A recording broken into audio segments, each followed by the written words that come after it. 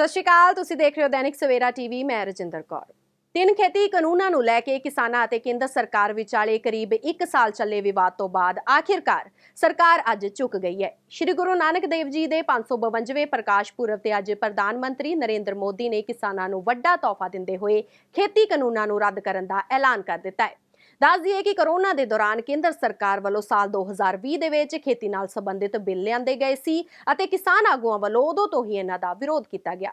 ਪਰ ਵਿਰੋਧ ਦੇ ਬਾਵਜੂਦ ਇਹ ਬਿੱਲ ਲੋਕ ਸਭਾ ਅਤੇ ਰਾਜ ਸਭਾ ਦੇ ਵਿੱਚ ਪਾਸ ਕਰ ਦਿੱਤੇ ਗਏ। ਇਸ ਤੋਂ ਬਾਅਦ ਖੇਤੀ ਕਾਨੂੰਨ ਬਣਦਿਆਂ ਹੀ ਪੰਜਾਬ ਦੇ ਕਿਸਾਨ ਸੜਕਾਂ ਤੇ ਆ ਗਏ ਅਤੇ ਅੰਦੋਲਨ ਸ਼ੁਰੂ ਕਰ ਦਿੱਤਾ ਗਿਆ। ਕਿਸਾਨਾਂ ਵੱਲੋਂ ਰੇਲਾਂ ਰੋਕੀਆਂ ਗਈਆਂ ਅਤੇ ਟੋਲ ਪਲਾਜ਼ੇ ਵੀ ਫ੍ਰੀ ਕਰ ਦਿੱਤੇ ਗਏ। ਪੰਜਾਬ ਵਿੱਚ 2 ਮਹੀਨੇ ਸੰਘਰਸ਼ ਕਰਨ ਤੇ ਕੁਝ ਵੀ ਹਾਸਲ ਨਾ ਹੋਣ ਦੇ ਕਾਰਨ ਕਿਸਾਨਾਂ ਵੱਲੋਂ 26 ਨਵੰਬਰ 2020 ਨੂੰ ਦਿੱਲੀ ਵੱਲ ਕੂਚ ਕੀਤਾ ਗਿਆ ਅਤੇ ਦਿੱਲੀ ਦੇ ਬਾਰਡਰਾਂ ਤੇ ਡੇਰੇ ਲਾਏ ਗਏ। ਪੰਜਾਬ ਦੇ ਨਾਲ-ਨਾਲ ਦੂਜੇ ਸੂਬਿਆਂ ਤੋਂ ਵੀ ਕਿਸਾਨ ਵੱਡੀ ਗਿਣਤੀ ਦੇ ਵਿੱਚ ਖੇਤੀ ਕਾਨੂੰਨਾਂ ਦੇ ਵਿਰੋਧ ਦੇ ਲਈ ਸੰਘਰਸ਼ ਵਿੱਚ ਸ਼ਾਮਿਲ ਹੋਏ। ਇਸ ਦੌਰਾਨ ਕੇਂਦਰ ਸਰਕਾਰ ਅਤੇ ਕਿਸਾਨਾਂ ਵਿਚਾਲੇ 11 ਵਾਰ ਮੀਟਿੰਗ ਹੋਈ, ਪਰ ਇਸ ਮੁੱਦੇ ਤੇ ਕੋਈ ਹੱਲ ਨਹੀਂ ਨਿਕਲ ਸਕਿਆ। ਫਿਰ ਅਜਿਹਾ ਸਮਾਂ ਵੀ ਆਇਆ ਕਿ ਕਿਸਾਨਾਂ ਅਤੇ ਸਰਕਾਰ ਵਿਚਾਲੇ ਗੱਲਬਾਤ ਹੋਣੀ ਬੰਦ ਵੀ ਹੋ ਗਈ। ਇਸ ਦੌਰਾਨ ਕਈ ਘਟਨਾਕ੍ਰਮ ਵਾਪਰੇ ਅਤੇ 700 ਦੇ ਕਰੀਬ ਕਿਸਾਨਾਂ ਦੀ ਮੌਤ ਵੀ ਹੋ ਗਈ। ਅੱਜ ਸ਼੍ਰੀ ਗੁਰੂ ਨਾਨਕ ਦੇਵ ਜੀ ਦੇ ਪ੍ਰਕਾਸ਼ ਪੁਰਬ ਦੇ ਮੌਕੇ ਕੇਂਦਰ ਸਰਕਾਰ ਨੇ ਖੇਤੀ ਕਾਨੂੰਨ ਵਾਪਸ ਲੈ ਕੇ ਕਿਸਾਨਾਂ ਨੂੰ ਵੱਡਾ ਤੋਹਫਾ ਦਿੱਤਾ ਹੈ। ਪ੍ਰਧਾਨ ਮੰਤਰੀ ਨਰਿੰਦਰ ਮੋਦੀ ਨੇ ਕਿਹਾ ਕਿ ਇਹ ਖੇਤੀ ਕਾਨੂੰਨ ਕਿਸਾਨਾਂ ਦੇ ਭਲੇ ਲਈ ਲਿਆਂਦੇ ਗਏ ਨੇ, ਪਰ ਉਹ ਇਹਨਾਂ ਕਾਨੂੰਨਾਂ ਦੇ ਬਾਰੇ ਕਿਸਾਨਾਂ ਨੂੰ ਚੰਗੀ ਤਰ੍ਹਾਂ ਸਮਝਾ ਨਹੀਂ ਸਕੇ। ਇਸ ਲਈ ਕਿਸਾਨਾਂ ਵੱਲੋਂ ਚਲਾਏ ਗਏ ਲੰਬੇ ਸੰਘਰਸ਼ ਨੂੰ ਦੇਖਦੇ ਹੋਏ ਇਹ ਖੇਤੀ ਕਾਨੂੰਨ ਰੱਦ ਕਰਦੇ ਨੇ। ਉਹਨਾਂ ਦੇਸ਼ ਵਾਸੀਆਂ ਤੋਂ ਇਸੇ ਦੇ ਲਈ ਮੁਆਫੀ ਵੀ ਮੰਗੀ ਅਤੇ ਕਿਹਾ ਕਿ ਸ਼੍ਰੀ ਗੁਰੂ ਨਾਨਕ ਦੇਵ ਜੀ ਦੇ ਪ੍ਰਕਾਸ਼ ਪੁਰਬ ਮੌਕੇ ਉਹ ਖੇਤੀ ਕਾਨੂੰਨ ਰੱਦ ਕਰਨ ਦਾ ਐਲਾਨ ਕਰਦੇ ਨੇ। ਉਹਨਾਂ ਕਿਹਾ ਕਿ ਆਉਣ ਵਾਲੇ ਸੰਸਦ ਦੇ ਸੈਸ਼ਨ ਦੇ ਵਿੱਚ ਇਹਨਾਂ ਕਾਨੂੰਨਾਂ ਨੂੰ ਰੱਦ ਕਰ ਦਿੱਤਾ ਜਾਵੇਗਾ। साथियों, हमारी सरकार किसानों के कल्याण के लिए, खासकर छोटे किसानों के कल्याण के लिए, देश के कृषि जगत के हित में, देश के हित में, गांव गरीब के उज्जवल भविष्य के लिए पूरी सत्यनिष्ठा से किसानों के प्रति पूर्ण समर्पण भाव से, नेक नियत से ये कानून लेकर आई थी।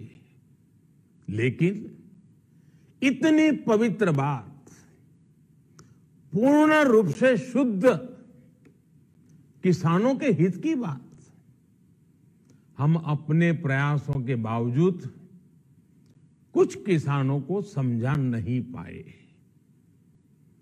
भले ही किसानों का एक वर्ग ही विरोध कर रहा था, लेकिन फिर भी यह हमारे लिए महत्वपूर्ण था। कृषि अर्थशास्त्रियों ने, वैज्ञानिकों ने, प्रगतिशील किसानों ने भी उन्हें कृषि कानूनों के महत्व को समझाने का भरपूर प्रयास भी किया। हम पूरी विनम्रता से, खुले मन से उन्हें समझाते रहे। अनेक माध्यमों से व्यक्तिगत और सामूहिक बातचीत भी लगातार होती रही। हमने किसानों की बातों को, उनके तर्क को समझने में भी कोई कोर कसर बाकी नहीं छोड़ी। कानून के जिन प्रावधानों पर उन्हें ऐतराज था, सरकार उन्हें बदलने के लिए भी तैयार हो गई। 2 साल तक हमने इन कानूनों को सस्पेंड करने का भी प्रस्ताव दिया। इसी दौरान ये विषय माननीय सर्वोच्च न्यायालय के पास भी चला गया। ये सारी बातें देश के सामने है, इसलिए मैं इनके अधिक विस्तार में नहीं जाऊंगा। साथियों, मैं आज देशवासियों से क्षमा मांगते हुए सच्चे मन से और पवित्र हृदय से कहना चाहता हूं कि शायद हमारी तपस्या में ही कोई कमी रही होगी, जिसके कारण दिए के प्रकाश जैसा सत्य कुछ किसान भाइयों को हम समझा नहीं पाए। आज गुरु नानक देव जी का पवित्र प्रकाश पर्व है। ये समय किसी को भी दोष देने का नहीं है।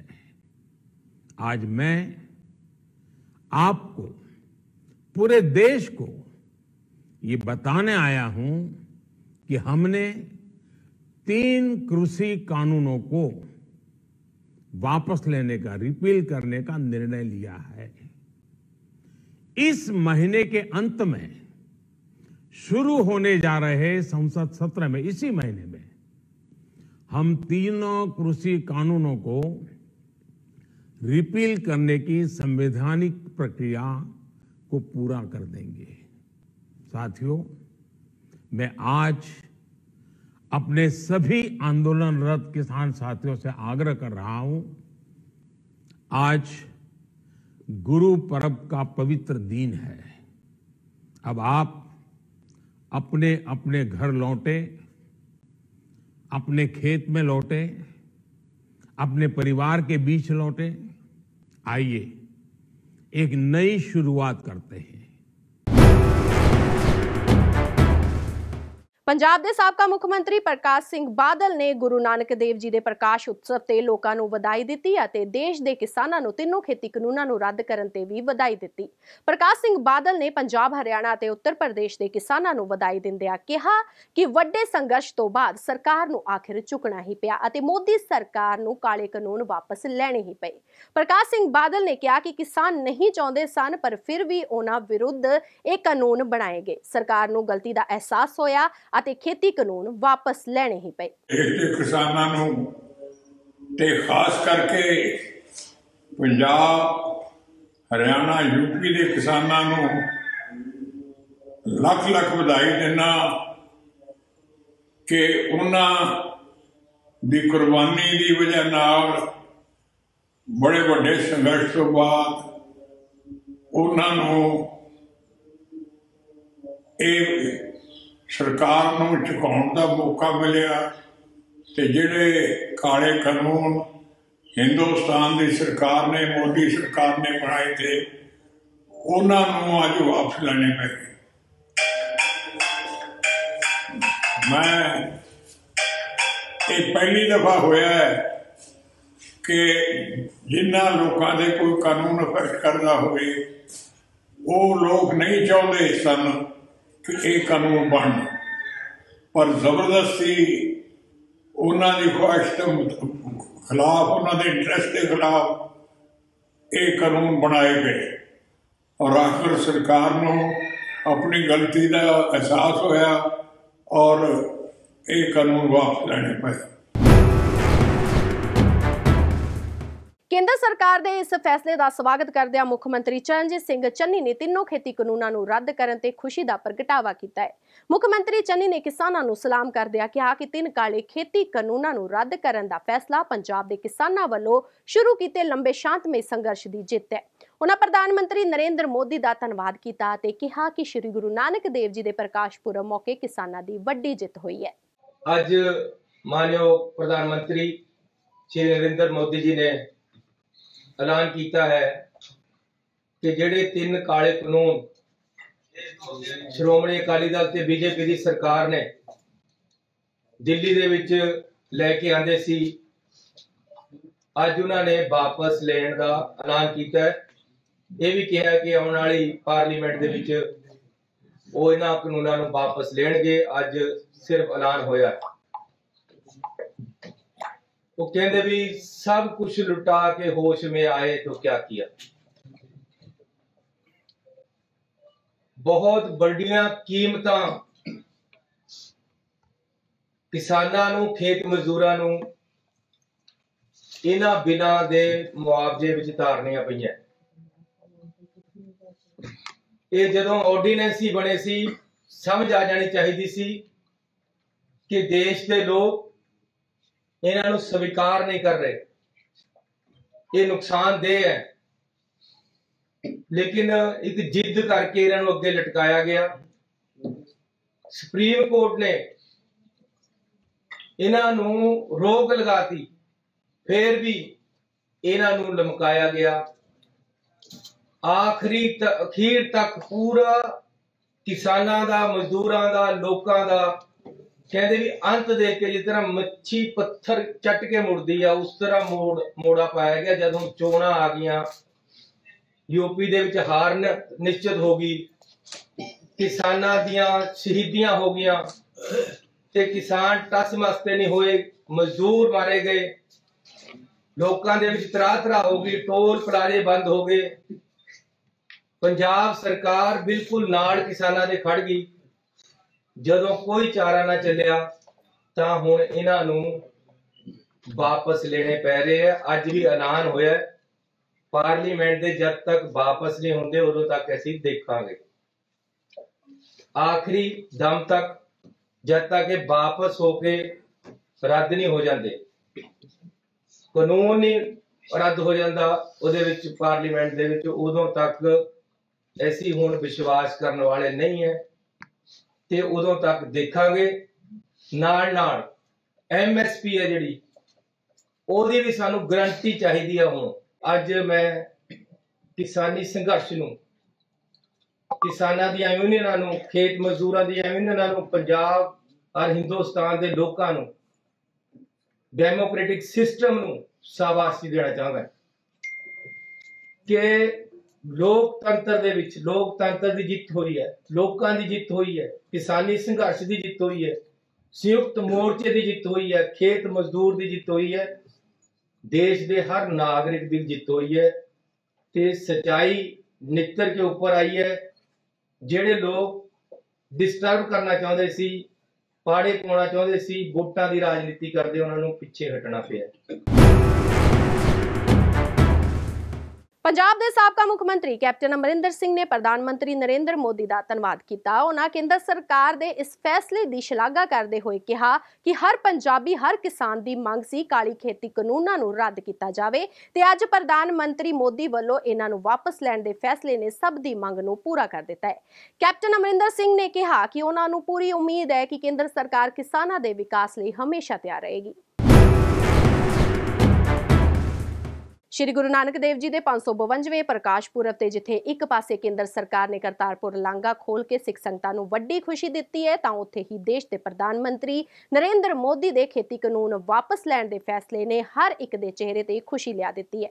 तां उत्थे किसान आगू बलबीर सिंह राजेवाल ने कहा कि देश विदेश के लोकां ने किसानां दा साथ दित्ता है ते अज सरकार नूं अपनी गलती मननी पई ते 3 काले कानून वापस लैणे पए, जिस दे लई मैं प्रधानमंत्री नरेंद्र मोदी दा धन्नवाद करदा हां, पर अजे साडी तसल्ली नहीं, इन्हां कानूनां नूं पार्लीमेंट विच रद्द किया जावे।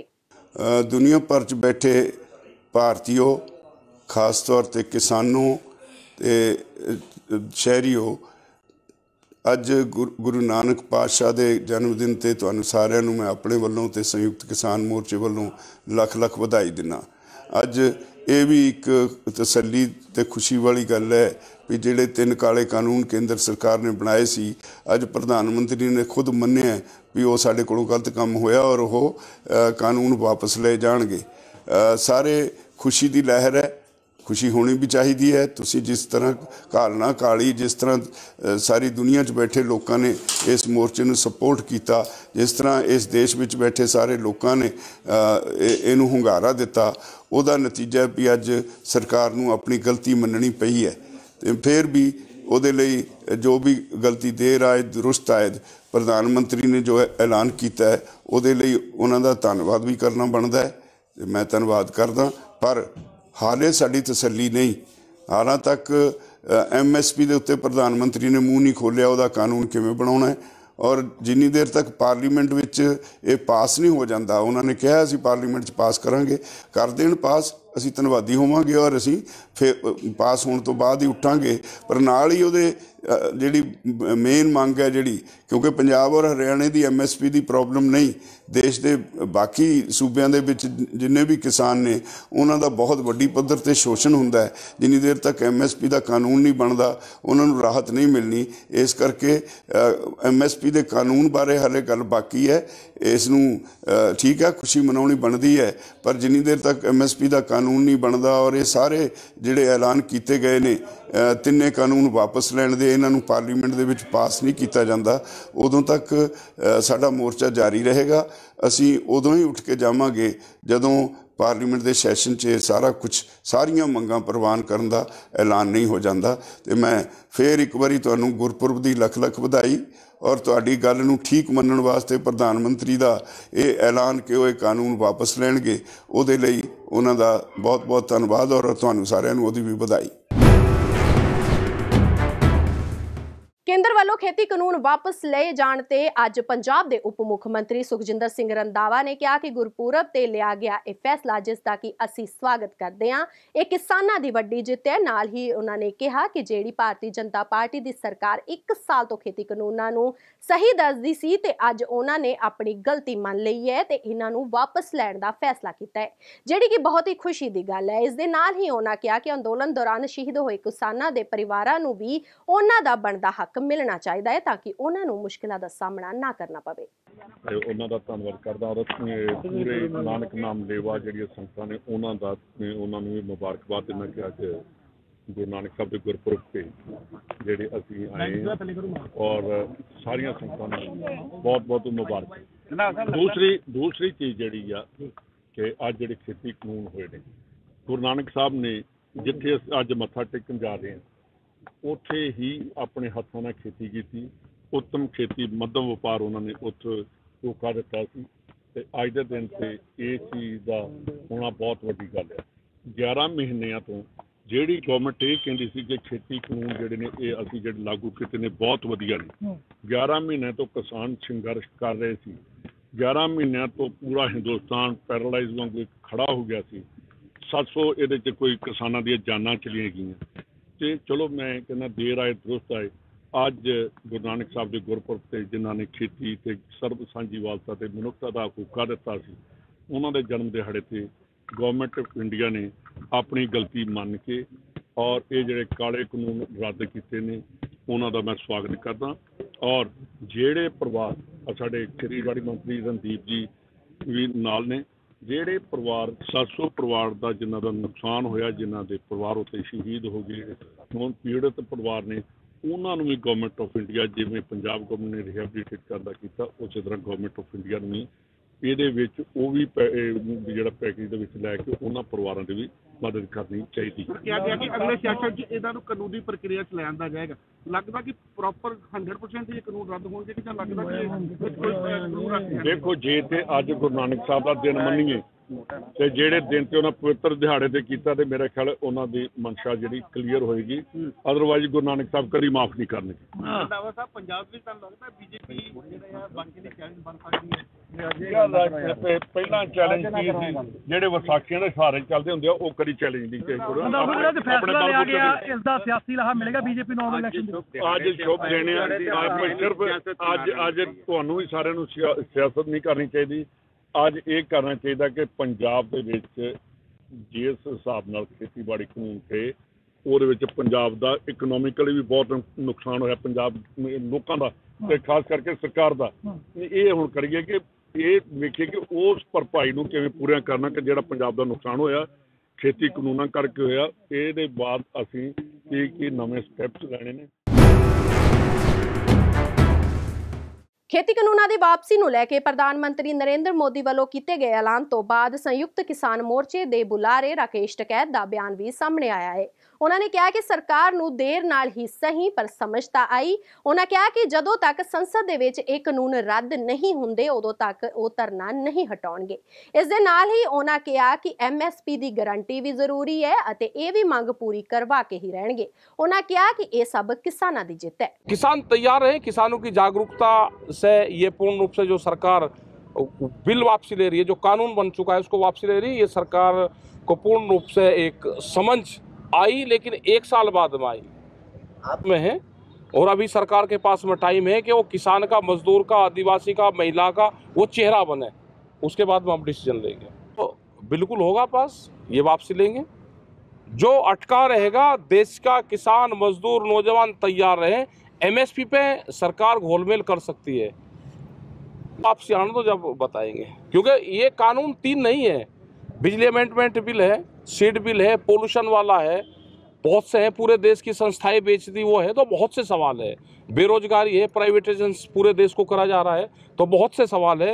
नौकरियां गई, 2 करोड़ नौकरियां हर साल लगनी थी, बेरोजगारी देश में फैल रही है। तो ये है, सरकार बैठ के बातचीत करे, हर मसले पर सरकारों से बातचीत के लिए हम तैयार हैं। आगे उत्तर प्रदेश और ये संघर्ष जारी रहेगा।